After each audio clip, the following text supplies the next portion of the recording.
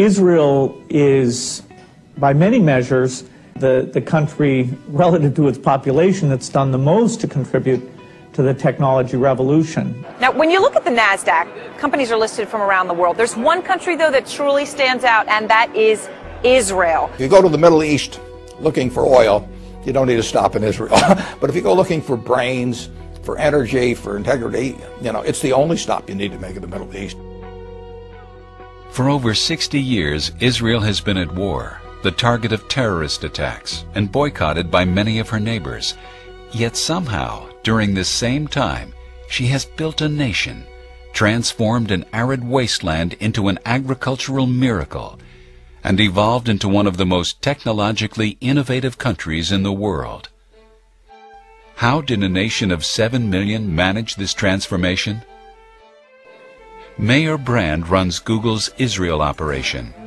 The foundation of Israel itself could be seen as an entrepreneurial project.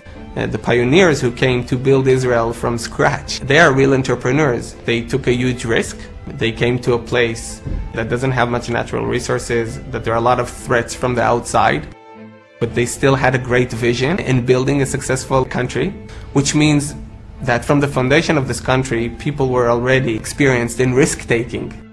As president of one of Israel's premier science research institutions, Daniel Zajman thinks part of the explanation is deeply embedded in Jewish culture. We are allowed to ask questions. We are allowed to discuss it.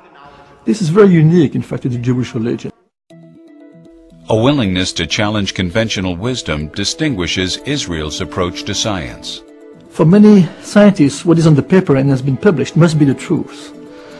For an Israeli scientist, what has been published is something what might still question and maybe push further. Israel has this intense penchant for constantly questioning and debating and challenging, which is essential for any innovation-based economy. Dan Senor is co-author of Startup Nation, Israel's Economic Miracle. Some of the factors that have been key to Israel's economic success: the role of the military. Almost every single Israeli goes through a leadership experience at a very young age. They're taught at age 18, 19, 20 years old what it means to lead, what it means to improvise, what it means to be entrepreneurial, albeit out in the battlefield. Civilian R&D spending. Israel spends the highest percentage of its economy compared to any country in the world on R&D. Israel has cutting-edge policies on immigration and assimilation.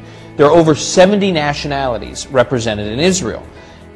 The rapid integration of these immigrants through an aggressive Hebrew language immersion program has ensured they participate in Israel's innovation.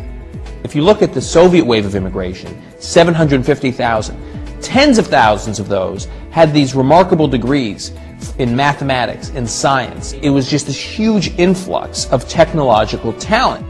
This talent has fueled more startups than anywhere outside the Silicon Valley, bringing the world's leading corporations to Israel for their top R&D talent. And this economic engine has in turn strengthened the young nation. If you describe Zionism as having a prosperous, strong Jewish state in Israel, obviously the high-tech sector goes hand in hand with that. But Israel isn't just innovating for its own ends. A lot of the innovation that comes out from Israel changes the lives of people all over the world. I think that the time where we could export oranges is basically gone, because if you really look at what we can do here and what we can export, then it's basically knowledge.